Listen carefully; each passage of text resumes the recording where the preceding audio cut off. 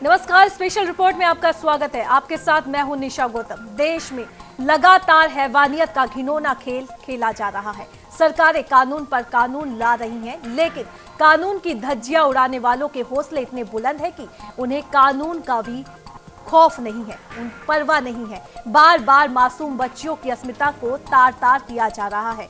देश में कभी किसी कोने से तो कभी किसी कोने से बलात्कार की घटनाएं लगातार सुनने को मिल रही हैं। ऐसे में सवाल उठता है कि सरकार पोक्सो एक्ट के तहत नाबालिग बच्चियों से रेप करने वालों की फांसी की सजा तो दे देगी, लेकिन क्या इन वहशी दरिंदों को कि जो लगातार दिलों में खौफ, कानून का खौफ पैदा कर पाएगी? और सवाल ये भी है कि आखिर कब देश में मासूम बच्चियां अपने आप को सुरक्षित कर पाएंगी? स्पेशल रिपोर्ट में आज ऐसे ही सवालों पर चर्चा करेंगे।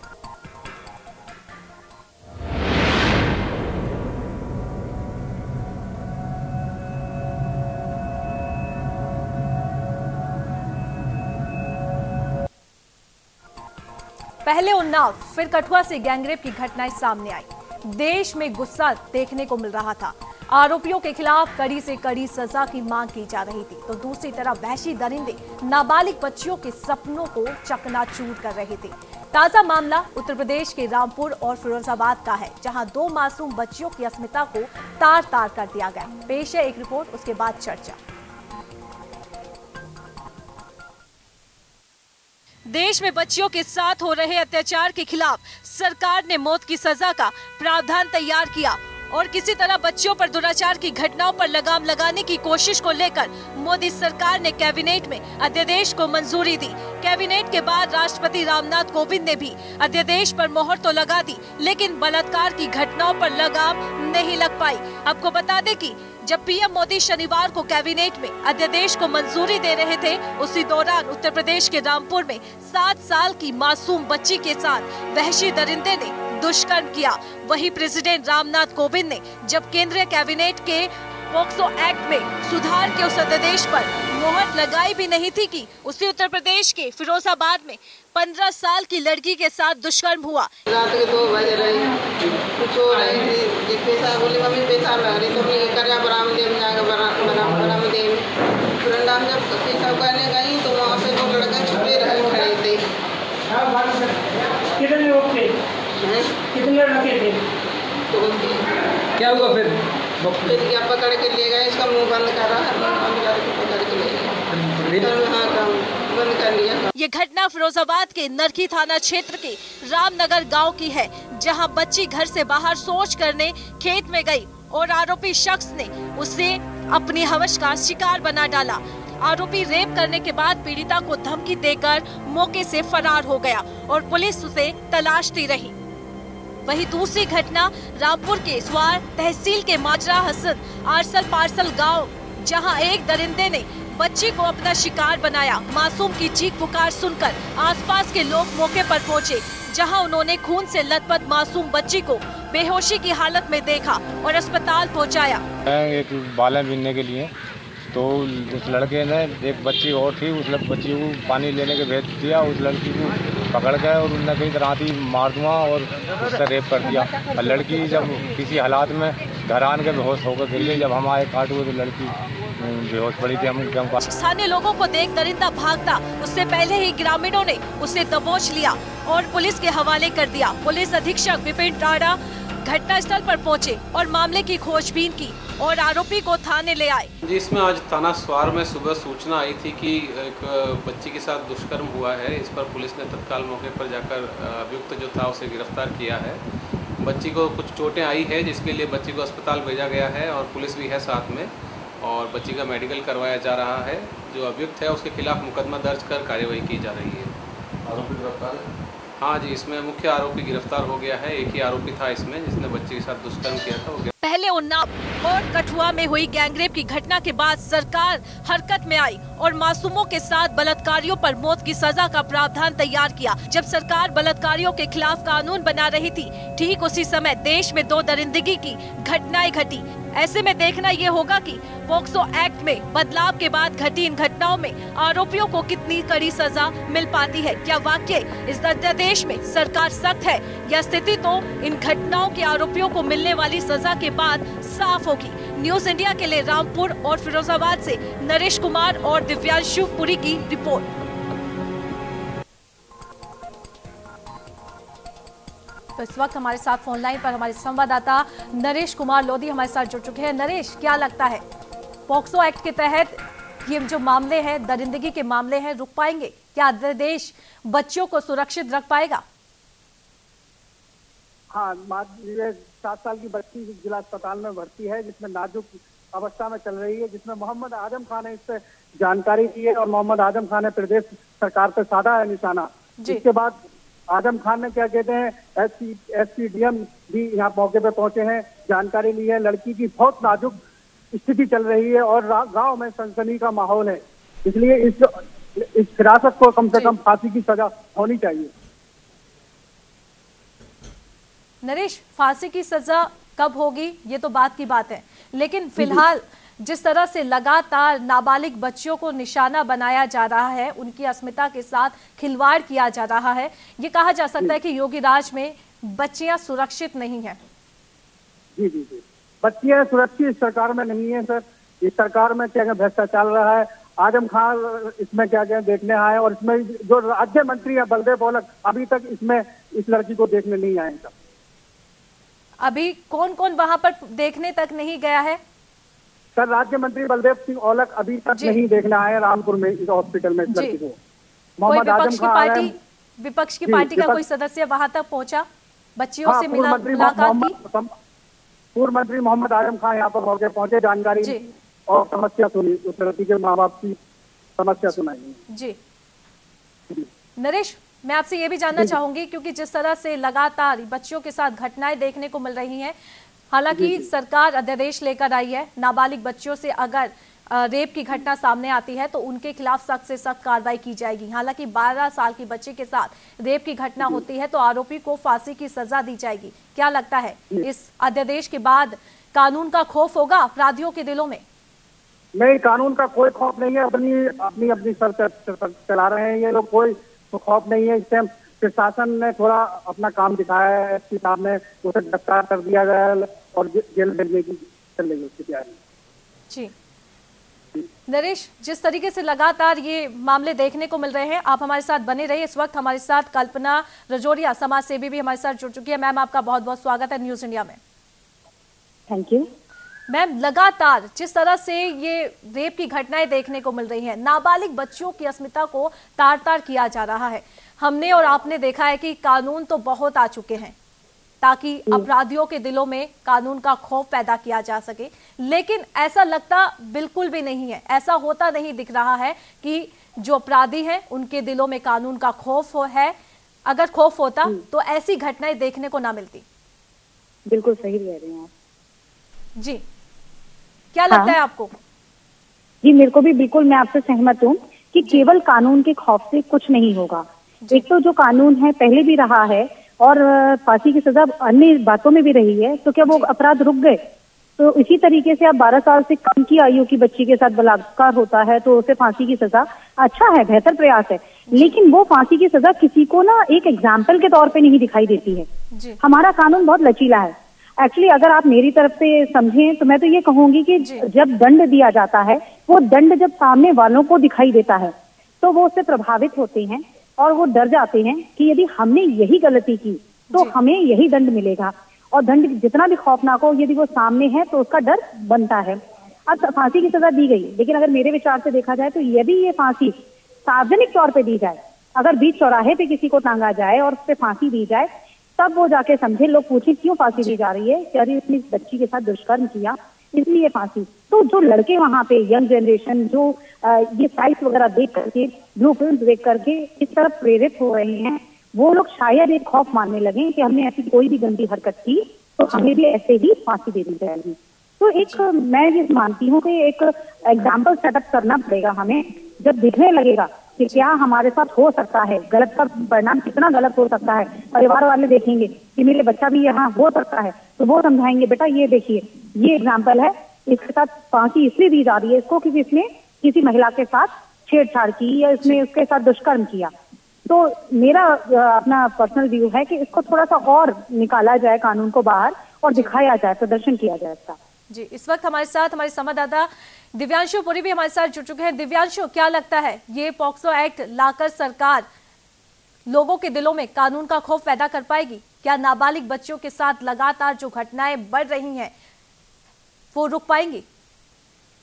जी, मैं आपको बता दूं कि आए दिन जो नाबालिग लड़कियों के साथ जो घटनाएं बढ़ती जा रही हैं, इसमें कहीं ना कहीं सरकार की नाकामी है। कहीं ना कहीं देखने को मिलता है कि क्या नाम है जी, आए दिन लड़कियों के साथ रेप हो रहे हैं, डकैती हो रही है, आए दिन हो रहे हैं। इसमें कहीं ना कहीं जो व्यवस्था कानून के लिखा गया पोस्को एक्ट के तहत कहीं ना कहीं धाराओं पर कानून व्यवस्था बलात्कार की धाराओं को रोका जा सकता है। जी दिव्यांशु, मैं आपसे यहाँ ये भी जानना चाहूंगी, जिस तरह की घटना सामने आई है फिरोजाबाद से भी और रामपुर से भी देखने को मिले हैं, हालांकि अब आपसे जानना चाहूंगी कि पुलिस की कार्रवाई वहां पर किस तरह की चल रही है अपराधियों के खिलाफ? जी, मैं आपको बता दूं पुलिस की कार्रवाई चल रही है। पुलिस ने मुकदमा दर्ज कर लड़की को मेडिकल के लिए भेज दिया है और लड़के के यहाँ कंटिन्यू दबिश दी जा रही है। लड़का फरार चल रहा है, बघेल समाज का लड़का बताया जा रहा है और पब्लिक यहाँ के परिवारजनों में काफी आक्रोश है लड़के की गिरफ्तारी को लेकर। पुलिस कब तक कह रही है कि आरोपी को पकड़ लिया जाएगा? जी जी जी जी दिव्यांशु, पुलिस कब तक कह रही है कि आरोपी को पकड़ लिया जाएगा, क्योंकि अभी भी आरोपी फरार है? जी, पुलिस इस मामले में कुछ नहीं, पुलिस इस मामले में आश्वासन दे रही है कि आरोपी को जल्द से जल्द पकड़ा जाएगा। इसके बावजूद पुलिस कुछ नहीं कह रही है। जी, कल्पना जी, लगातार पुलिस आश्वासन देती है और सरकार कानून लाती है, क्या लगता है कानून लाने से, आश्वासन देने से बच्चियां सुरक्षित हो जाएंगी देश में? मैं फिर से यही कहूंगी कि कानून तो हमारे हर तरह का बना हुआ है, लेकिन इतना लचीलापन है कि जिसमें से लोगों ने समाधान ढूंढ रखे हैं, रास्ते ढूंढ रखे हैं कि वो अपना बचाव कैसे करेंगे। समय पर कभी आपको गवाह नहीं मिलता है, कभी सबूत नष्ट कर दिए जाते हैं, कभी कोई कमजोर व्यक्ति होता है उसके घर परिवार के साथ अगर कांड हो जाता है, बच्ची के साथ कांड हो जाता है तो वो बिल्कुल भी न्याय ले ही नहीं पाता। एफआईआर दर्ज कराना मुश्किल हो गया है। मर्डर जैसे केसों में भी एफआईआर किस तरह से दर्ज कराई जाती है, क्योंकि हम समाज के साथ जुड़े हुए हैं, हम अक्सर देखते रहते हैं इन चीजों को और देखकर बड़ा कष्ट होता है। जी कल्पना जी, जिस तरीके से लगातार ये देखने को मिल रहा है, बलात्कार की घटनाएं बढ़ रही है, इस वक्त हमारे साथ बीजेपी नेता अखिलेश शर्मा भी हमारे साथ जुड़ चुके हैं। सर, आपका बहुत बहुत स्वागत है न्यूज इंडिया में। धन्यवाद मैडम। सर, लगातार घटनाएं देखने को मिल रही हैं, लगातार बच्चियों को निशाना बनाया जा रहा है, हैवानियत का गंदा खेल खेला जा रहा है, कब रुकेगा? कब बच्चियां सुरक्षित महसूस कर पाएंगी अपने आप को? हाँ, आज जो घटना हुई है इसके बारे में मैं बताना चाहता हूँ कि देखो पुलिस ने तुरंत एक्शन लिया है, एफआईआर दर्ज भी हो गई जी। और लेकिन अभी भी आरोपी फरार चल रहा है। आरोपी फरार चल रहा है, उसके लिए भी ताबड़तोड़ दबिशें दी जा रही हैं। बराबर मैंने 3 बार आज जो है एसएचओ नारकी से बात की है और मेरी एसएसपी और अपने एसपी सिटी से भी बात हुई है। उसको बिल्कुल बख्शा नहीं जाएगा, इस तरह के अपराधी बिल्कुल बच भी नहीं रहे। और परिवार से मिले जाकर सर, पीड़ित परिवार से मुलाकात की आपने? नहीं मिला हूँ, लेकिन मेरे जो है जो अध्यक्ष वगैरह हैं ये लोग मिले हैं जी। और हाँ, मैं भी अभी तक परिवार से, पीड़ित परिवार से मिलने के लिए जाने वाला हूँ, क्योंकि मेडिकल के लिए वो लोग निकल चुके थे जी। पीड़ित परिवार की पूरी मदद की जाएगी, किसी भी कीमत पर कोई भी आरोपी और अपराधी बख्शा नहीं जाएगा। सर, कब तक मदद की जाएगी? लगातार घटनाएं देखने को मिल रही है, उन्नाव, कभी कठुआ, अब फिरोजाबाद में देखने को मिला है, लगातार बच्चियों की अस्मिता को तार-तार किया जा रहा है। हाँ, वो बाहर की घटना है, मैं फिरोजाबाद के बारे में बात कर रहा हूँ कि जो भी अपराधी इस तरह के कृत्य में सरकार तो आपकी है ना, राज्य में सरकार तो आपकी है, सरकार की जिम्मेदारी नहीं बनती है ऐसे जो अपराध बढ़ रहे हैं उन पर लगाम लगाई जाए? हाँ, बिल्कुल अपराध पर लगाम लग रही है और लगेगी। अभी जो बदलाव किया गया है, आपने देखा है कि हमारी योगी सरकार इस मामले में कितनी पूरी तरह से संज्ञान ले रही है कि जो अभी एक फांसी का और सजाए मौत का भी जो कानून बनाया है, ये योगी सरकार ही है जो इतने कड़े फैसले लेकर के इस तरह के काम कर रही है और पूरी तरह से करेगी। अभी जो ढील दी गई है या लग रहा है ऐसा, तो उसके लिए भी कोई बख्शा नहीं जाएगा, तुरंत अपराधी जेल में होगा। और आज हमारे SHO नारकी ने बताया कि शाम तक अपराधी सलाखों के पीछे होगा। आज हमारी बात हुई, उन्होंने कहा कि शाम तक हर हालत में पकड़ लेंगे उसको। तो इस वक्त हमारे साथ कांग्रेस नेता हरिशंकर तिवारी भी हमारे साथ जुड़ चुके हैं। सर, आपका भी बहुत बहुत स्वागत है न्यूज इंडिया में। जी निशा जी, नमस्कार जी। सर, क्या लगता है, कानून तो बहुत आ चुके हैं, अब पॉक्सो एक्ट आया है, अध्यादेश लाया गया है, 12 साल की बच्ची के साथ अगर ये खेल मतलब बलात्कार की घटना सामने आती है तो आरोपी को फांसी की सजा दी जाएगी। क्या लगता है, इस डर से जो अपराध है वो रुक जाएंगे, कानून का खौफ पैदा हो पाएगा अपराधियों के दिलों में? जो पिछले कानून थे वही अपने आप में पर्याप्त थे, मगर योगी और मोदी सरकार जो कानून लेके आई है हम उसका स्वागत करते हैं, मगर महज कानून बनाने से ही बात नहीं बनेगी। उन कानूनों को अमल में लाया जाए, उनको सही तरीके से अप्लाइमेंट किया जाए, तभी इसकी रोकथाम हो सकती है। मैं तो देख रहा हूँ लगातार प्रदेश में, फिरोजाबाद ही नहीं, पड़ोस में हमारा जिला एटा है, उसमें देख लीजिए लगातार कई इस तरह से कांड होते चले जा रहे हैं। हम तो अचंभित हैं कि ये सरकार कर क्या रही है। सर, आपने कहा कि जो कानून थे वो पर्याप्त थे। अगर कानून पर्याप्त थे, लोगों के दिलों में कानून का खौफ था, जब आपकी सरकार केंद्र में थी, खौफ था लोगों के दिलों में, तो फिर ये घटनाएं बार बार क्यों बढ़ रही हैं? ये घटनाएं जो इस समय मौजूदा सरकार है वो शायद अपने पुराने कानूनों को भी लेके या नए जो बना रहे हैं, कहीं पर भी क्रियान्वित धरातल पे नहीं ला पा रही है। जी सर, जब आपकी सरकार थी ना केंद्र में, तब भी निर्भया कांड हुआ था। जी, उसके बाद तत्काल एक आप देखिए किस तरह के कानून पलटे गए, देखा गया निर्भया कांड एक तारीख में लिख गया था, उसके बाद से लगातार घटनाएं बढ़ती जा रही हैं। तब भी घटनाएं हुई, मगर उसके बाद तुरंत ही कुछ इस तरह के नए नए कानून लाए गए, कुछ इस तरह से कानून के विशेषज्ञों ने उसका विश्लेषण किया कि फिर से एक खौफ पैदा हो, मगर ये खौफ लगातार घट रहा है। लगातार योगी और मोदी, अब इसको कानून को देख लीजिए, उसके बाद लगातार मोदी सरकार कह रही है शौचालय। ये जो घटना हुई है सुबह नारकी क्षेत्र में हमारे जिले में, इसमें बताया जा रहा है कि वो बच्ची शौच के लिए गई थी। ये शौचालय 4 साल से कहाँ है भाई, क्यों नहीं बन पाए? ये घटना कैसे हो गई? अगर शायद उसके घर में शौचालय बन गया होता तो शायद नहीं। अभी तक शौचालय क्यों नहीं बन पाए? आपकी सरकार का तो मिशन है, महत्वाकांक्षी योजना है शौचालय बनाना।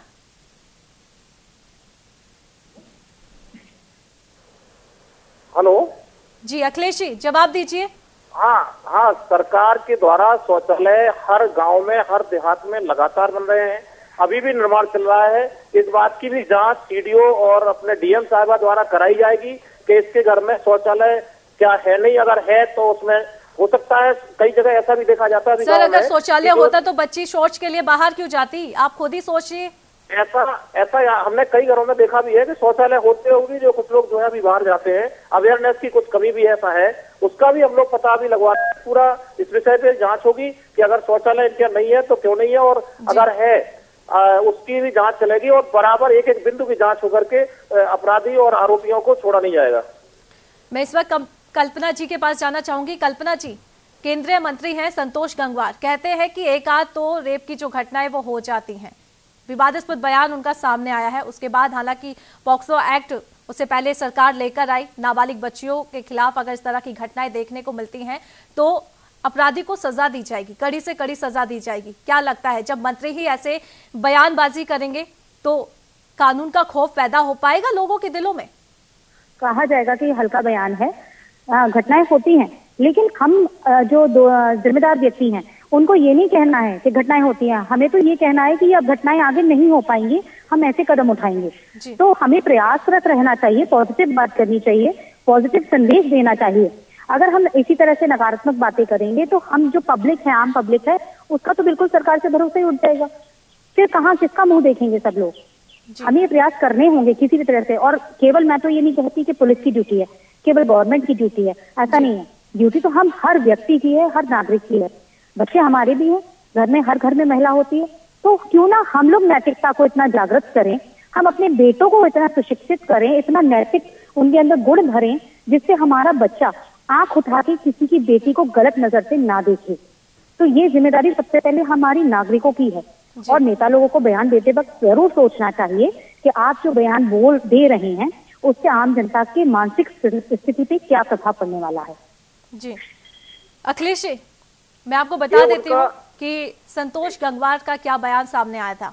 उन्होंने कहा था कि रेप की जो घटनाएं हैं वो 1-2 हो जाती हैं, इससे कानून व्यवस्था नहीं बिगड़ती।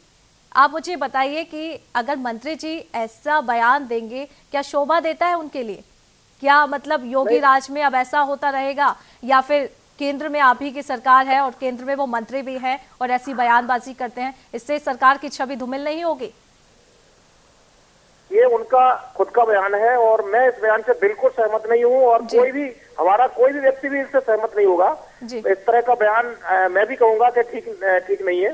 लेकिन जो योगी सरकार के जो लोग भी हैं वो इस तरह के बयान की कोई भी समर्थन नहीं करेंगे और ये बयान मेरे हिसाब से भी ठीक नहीं है और उनका ये निजी है और मैं भी कहूंगा कि ये बिल्कुल जो है मैं सहमत नहीं हूँ, बयान ठीक नहीं है ये। अखिलेश जी, योगी सरकार में कब अपराधियों पर लगाम लग पाएगी? योगी सरकार में लगातार आप देख रहे हैं कि इनकाउंटर भी हो रहे हैं, अपराधी जेल जा रहे हैं, जब जो है और हम ये भी देख रहे हैं बलात्कार की घटनाएं लगातार बढ़ रही हैं वहां पर। लेकिन बलात्कार के बाद बख्शा कोई नहीं जा रहा है, चाहे वो विधायक हो चाहे मंत्री हो, जेल जा रहा है। अगर गलत हो रहा है तो जेल भी जा रहा है, उसको सजा भी मिल रही है। लेकिन सिर्फ घटनाएं तो नहीं रुक रही ना, लोगों के दिलों में तो कानून का खौफ है ही नहीं। बार बार यही सब कुछ देखने को मिल रहा है। कभी कहीं से घटना आ जाती है बलात्कार की, कभी कहीं से आ जाती है, रुकेगी कब?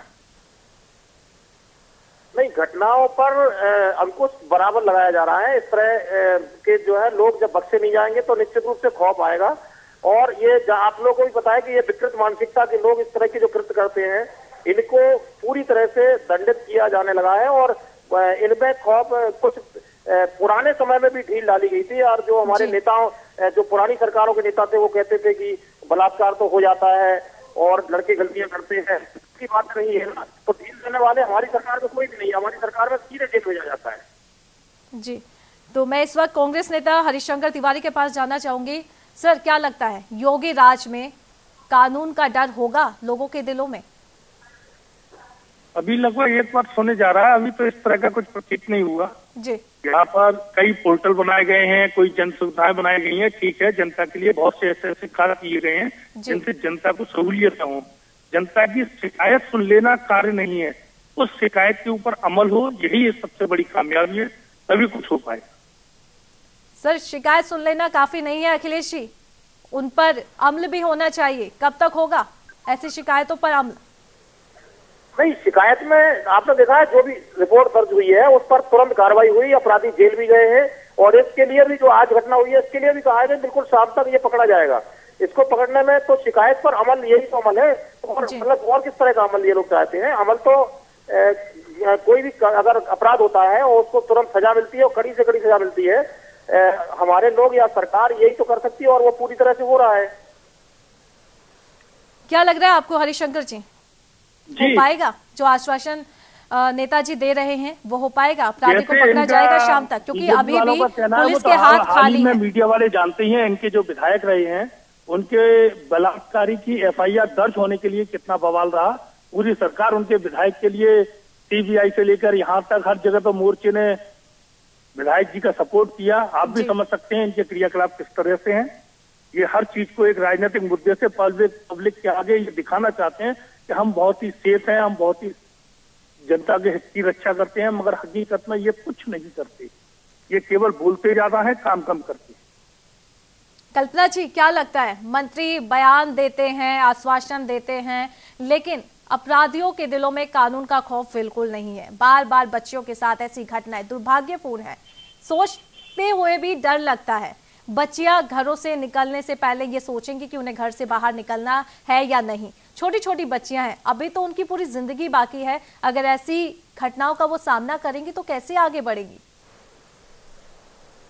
सोचते हैं कि हम लोगों की बेटियां आगे कैसे बढ़ेंगी। पूरे देश में मिशन चलता है पढ़ेंगी बेटियां तो बढ़ेंगी बेटियां, कैसे बढ़ेंगी बेटियां और कैसे पढ़ेंगी बेटियां, ये सवाल हर समय दिमाग में घूमता रहता है। बेटी कोचिंग के लिए जाए तो घड़ी की तरफ नजर रहती है कि बेटी अभी तक आई नहीं, और आई नहीं, अगर 5 मिनट 10 मिनट लेट हो रही है तो कहीं कोई बात तो नहीं होगी, बात में किसी ने रोक तो नहीं लिया, कुछ बात। अब तो बेटी छोड़िए आप, छोटे मासूम बच्चों, बेटों के लिए भी हमें डर लगने लगा है। तो स्थिति तो बहुत गंभीर है और इतनी गंभीर स्थिति में दोषी हर कोई मैं है। आपको एक बात इसमें बताना चाहती हूँ कि जो प्रधानमंत्री ने लाल किले से ये कहा था कि हम लड़कियों से तो तमाम सवाल पूछते हैं पेरेंट्स, लेकिन लड़कों से सवाल नहीं पूछते हैं कि वो कहाँ जा रहे हैं, कैसे हैं, कब आ रहे हैं। ये जवाब उनसे नहीं, सवाल उनसे नहीं पूछे जाते। बिल्कुल ठीक कह रही हैं आप। और अभी थोड़ी देर पहले मैंने यही कहा था कि हम अपने बेटों में जब नैतिकता जागृत करेंगे तब कुछ होगा। हम माए, हमारी जितनी भी जनता है, मैं ये चाहती हूँ कि सब लोग अपने बेटों पे नजर रखें। बेटा कितने घंटे के लिए गया, कहाँ खेल रहा है, कौन दोस्त हैं, रात में वो समय से क्यों नहीं आ रहा है। बेटी अगर 8 बजे तक बाहर है तो सबको चिंता हो रही है कि बेटी के साथ कुछ हादसा ना हो जाए। वो लोग ये भूल जाते हैं कि अगर 8 बजे तक बेटा बाहर है तो वो किसी और बेटी के साथ भी हादसा कर सकता है। अगर हम हादसे के कारण को ही कंट्रोल कर लें तो ये हादसे होंगे ही नहीं। लेकिन इस बात पे कोई नहीं ध्यान देता है, क्योंकि बेटे को तो ये मान लिया जाता है कि यदि रेप हुआ तो दोष लड़की का है, उसका जीवन बर्बाद हुआ, उसके भविष्य में कलंक लग गया। और जो बेटा रेपिस्ट है उसको एक क्लीन चिट मिल जाती है, इनफैक्ट उसकी एक अच्छी शादी भी हो जाती है। जबकि एक निर्दोष बच्ची जिसके साथ बचपन में भी कोई हादसा हो गया, जब वो बड़ी होती है और उसकी शादी या संबंध की बात चलती है तो ये उसका काला इतिहास बन जाता है उस बच्ची का, और एक अच्छा परिवार मिलना तक मुश्किल हो जाता है। बहुत बड़ी, यही सबसे बड़ी मतलब ये जो गलती है उसके लिए आने वाली चुनौती से कम नहीं होती। तो इस चर्चा में जुड़ने के लिए आप सभी मेहमानों का बहुत बहुत शुक्रिया। तो जिस तरह से लगातार बच्चों के साथ घटनाएं देखने को मिल रही हैं, कानून की धज्जियां उड़ाई जा रही हैं, नाबालिगों के साथ रेप की घटनाएं लगातार देखने को मिल रही है, लेकिन खौफ नहीं है कानून का अपराधियों के दिलों में। अब सवाल उठता है कि क्या अध्यादेश के बाद बच्चियां सुरक्षित रह पाएंगी, क्या दरिंदगी रुक पाएगी? फिलहाल ये चर्चा का विषय हम यहीं छोड़ जाते हैं। स्पेशल रिपोर्ट में आज इतना ही। मुझे दीजिए इजाजत, नमस्कार।